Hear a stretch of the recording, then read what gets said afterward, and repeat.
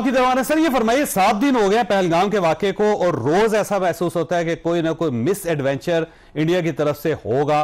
7 दिन आराम से गुजर गए हैं, लेकिन अब इंडिया के अंदर से क्लेम किया जा रहा है कि 13वीं से पहले पहले, क्योंकि वहां पे एक रिचुअल है ना, आपको पता होगा कि 13वीं मनाई जाती है, जिस तरह हमारा सोइम मनाया जाता है तो वहां पे 13वीं मनाई जाती है। तो उनका कहना है कि 13वीं से पहले पहले कुछ ना कुछ होगा।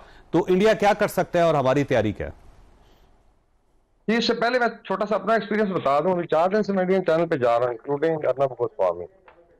और ऑनेस्टली जो वहाँ पे एनवायरनमेंट है, मतलब उनका बस ही चल रहा था कि बाहर निकल के स्क्रीन से ना मेरी बोटियां नोच लें। मैं कहता हूँ कि जहालत और बदतमीजी का कुतुब मीनार बन चुका है गोदी मीडिया, और ये probably that is the environment. अच्छा, थोड़ा सा मैं इसमें एक इसका व्यू लूंगा लॉन्ग टर्म, कि जो डॉक्टर चीमा का थीसिस है कि 2014 से आप देख लें, इरिस्पेक्टिव ऑफ किसकी यहाँ पे गवर्नमेंट थी, मूडी इज देयर, और आपका जो ट्रेजेक्ट्री है रिलेशन की खराब ही हुई है, खराबी की तरफ गई है। तो इसमें एक तो प्रेसिडेंस ठीक है 2019 की जरूर बात करें, लेकिन आगे आप देखें कि आज क्या हो रहा है। सो इट मीन्स के you are now into a perpetual state of hostility. ये बांधने पल्ले ये स्पोर्ट्स से जी ताइफे जा रहे हैं तो आर्टिस्ट आ रहे हैं, उन्होंने तो बंद कर दिया। आई डाउट इट के अगले आई फोर्सी के 2030 तक मेरे ख्याल जब तक बॉडी है, अगर उसको फोर्थ टर्म मिलती है तो हालात इससे वर्स्ट होते। एक तो ये है कि जब इंडस वाटर ट्रीटी की बात हुई है, इस पे जो भी हम करेंगे इंशाल्लाह रिस्पॉन्स आ रहा है, चाहे मिलिट्री का है, चाहे लीगल है, चाहे पॉलिटिकल है, डिप्लोमेटिक है। But now you are into perpetual state of hostility, यानी कि आप एक लंबी लड़ाई के लिए तैयार हो जाए। और ये कैसे खत्म होगी, आई हैव माय डाउट, मुझे कोई कंक्लूजन नजर नहीं आता। जो तैयारी है आई थिंक इसमें बड़ा जरूरी है कि मिलिटरी भी जिक्र होता है, 7 टाइम है, 7 टाइम लार्जर नहीं है, it is let's say 3 time larger. और उसके अंदर अगर आप देखें जो कमिटमेंट है भारत की, जो स्पेशल ईस्टर्न फोर्सेज हैं जो चाइना के बॉर्डर पे पहले नहीं था, they could take out almost 90% of the army, अभी नहीं कर सकते। ईस्टर्न कमांड उनकी फंसी हुई है 3 रियासतों में, बांग्लादेश के साथ हालात खराब है, सिलीगुड़ी कॉरिडोर वगैरह, तो वो एक मेजर चंक जो है इन्फेंट्री का उसका निकल जाता है। वेस्टर्न कमांड से फोर्सेज चली गई हैं ऊपर लद्दाख में।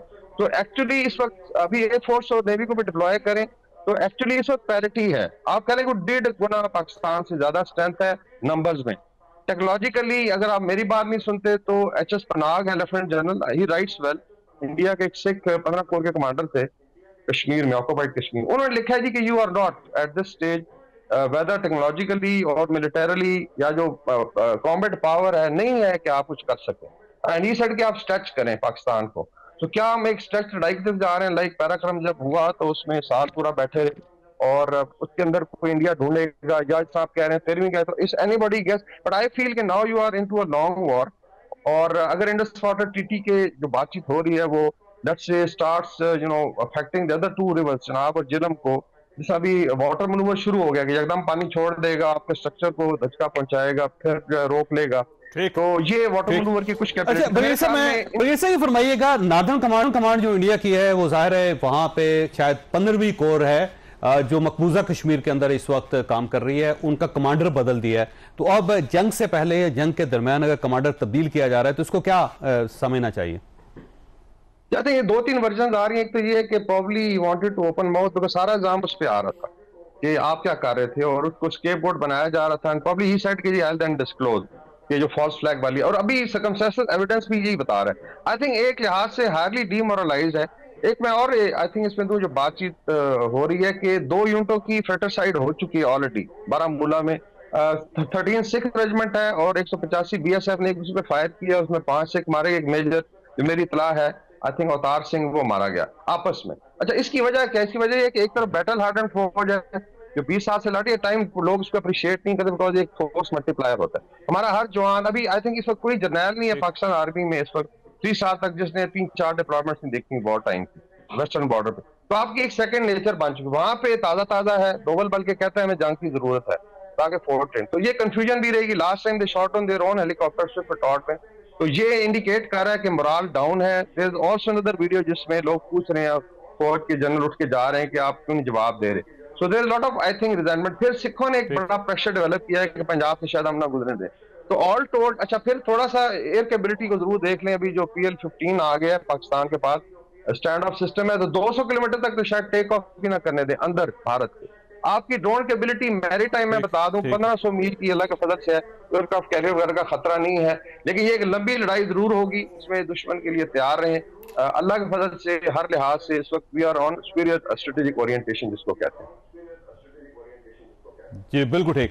अच्छा हमारी सर ये फरमाइए सर, ये आज सबूत पेश किए हैं पाकिस्तान ने, इंडिया तो सबूत पेश नहीं कर सका, पाकिस्तान ने सबूत पेश कर दिए। इसका मतलब ये हुआ कि पाकिस्तान के अंदर बहुत कुछ हो रहा है और इस वक्त मेरा पूरी नेशन को इस लड़ाई के लिए तैयार हो जाना चाहिए। अगर हम अपने इख्तलाफात नहीं भुलाएंगे तो कब भुलाएंगे? देखिए that is exactly what my point is कि इस तरह होता है कि जब एक फैमिली के अंदर भाई आपस में लड़ रहे होते हैं ना, तो उसका फायदा हमेशा जो आपकी दुश्मन होते हैं या आपके जो नेबर्स या जो भी होंगे वो उसका फायदा उठाएंगे और कोई एक बीच में करेगा कोई दूसरा। अच्छा, अब जब एक लड़ाई जो बाहर वाला कोई आ गया, फैमिली से बाहर या कोई आ गया, वो आपके साथ कर रहा है, तो यहाँ पे ये टाइम बनता है कि आप अपने पुराने वो कर ले। अब इसमें देखिए आप जो मर्जी नैरेटिव डाल रहे हैं कि जी वो 14 साल और ये फलाना साल और वो साल, we all know what is reality, हमें रियलिटी का पता है। और ये रियलिटी, तल्ख रियलिटी जो हमेशा से चलती आ रही है और हर तरफ हो रही है। मैं इसको ये नहीं कह रहा कि कोई वो नहीं है, everybody has done this and this is happening, ठीक है। सो अच्छा, अब इसमें फिर ये याद रखें कि इसमें आज आप माने या ना माने उसको, मतलब आप उसको मानते हैं या उससे डिनाइल स्टेज में हैं, लेकिन Imran Khan commands the respect of a very large chunk of people both inside Pakistan and outside Pakistan. ठीक है।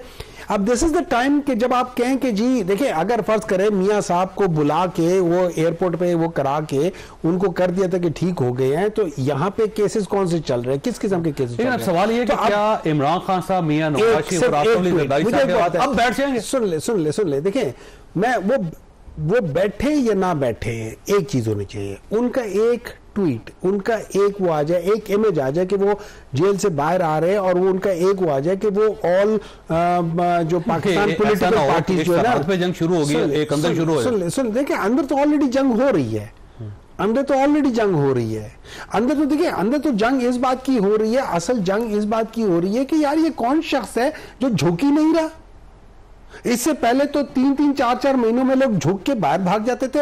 ये कौन शख्स है, कौन सा अजीब सा इंसान है जो झुक ही नहीं रहा? वो कहता है मैं कट जाऊंगा लेकिन झुकूंगा नहीं। असल मसला तो इस चीज का है। 1.5 साल हो गया ना। अब सुन ले, तकरीबन 2 साल होने वाले हैं। 2 साल हो गए ना। एक मिनट, अब यही 11 साल है। सुन ले नहीं, देखिए आसिफ अली जरदारी साहब जहां रहे हैं ना, वो जरा ज़िया शाहिद साहब की आप जरा वो उन्होंने जो एक लिखा हुआ है वो भी पढ़ लेना। उन्होंने पूछ लेना ना, उन्होंने कहाँ जाके मिलने गए थे और वहां क्या हो रहा था, वो भी जरा पढ़ ले जरा।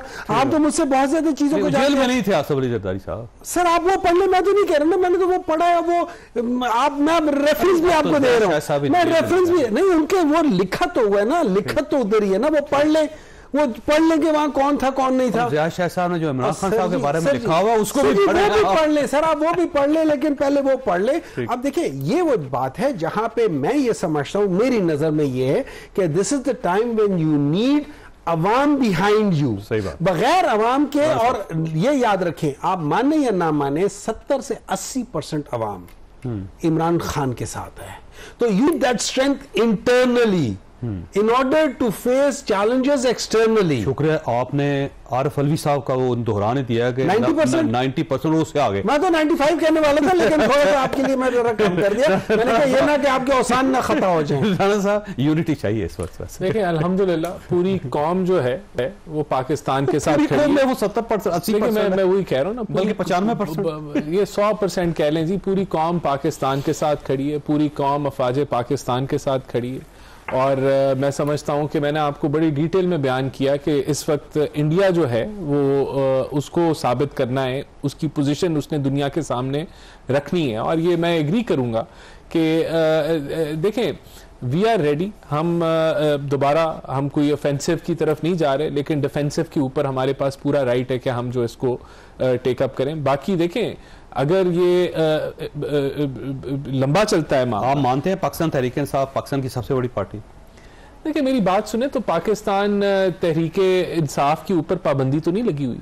पाकिस्तान तहरीक इंसाफ जो है, नहीं देखें, पार्लियामेंट हो, सेनेट हो, वहां वो बातचीत कर सकते हैं। देखिए मैं फिर ये कहूंगा कि ये वो वक्त नहीं है। खान साहब को अगर अदालत जो है वो कोई रिलीफ दे देती है या उनको आगे हाई कोर्ट में उनकी ओवरटर्न हो जाती है सजा, तो हमें कोई इतराज नहीं होगा।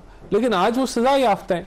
तो वो अपनी देखें, एक कन्विक्टेड आदमी है, उसके ऊपर हम मियां नवाज के साथ 2 बार कन्विक्टेड थे, तो एक बार वो सऊदी अरब चले गए, दूसरी बार चले गए इंग्लैंड चले गए। देखें दोनों बार कन्विक्टेड थे। मियां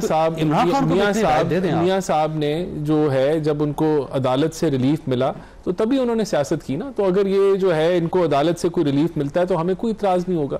लेकिन आज ये कहना कि जी आपकी दहशतगर्दी के मामलात हैं तो उसके ऊपर नेशनल सिक्योरिटी की आपने इजलास में नहीं आना क्योंकि खान साहब को आप वहां नहीं लेके आ रहे, या उनको जो है वो पैरोल पे आपने लाके जो है, तो ये अपनी जो जाती सियासत है हर मुल्क की जो मामला है उसके अंदर ये ले आते हैं कि जी खान साहब। और मुझे समझ आती है इस चीज की क्योंकि इनकी भी मजबूरी है, कल्ट है, और अगर खान साहब की ये बात नहीं करेंगे तो पॉलिटिकल पार्टी देखें नहीं देखें, पॉलिटिकल पार्टी अगर है तो पॉलिटिकल पार्टी फिर बने। ऑपोजिशन लीडर जो है इसी पॉलिटिकल पार्टी से है ना, तो अगर वो बयान दे रहा है कि क्या वो खान साहब ने उससे बरक्स बात करनी है, या अगर जो है इनके चेयरमैन या जनरल सेक्रेटरी अगर कोई बयान दे रहे हैं तो क्या वो खान साहब की रहनुमाई नहीं कर रहे, या पीटीआई की रहनुमाई नहीं, वो उनका वो जो है मौकफ नहीं पेश कर रहे। अगर ये पॉलिटिकल पार्टी है तो फिर तो मसला नहीं है, और अगर ये पॉलिटिकल पार्टी नहीं है और ये जो है वो खान साहब के जो है वो इर्द-गिर्द ही सारा मामला है और उन्हीं को उन्होंने जो है वो उनके, तो फिर वो अलग बात है। ठीक हो गया। मैंने एक छोटी सी ब्रेक लेनी है, ब्रेक के बाद दोबारा हाजिर होता हूं।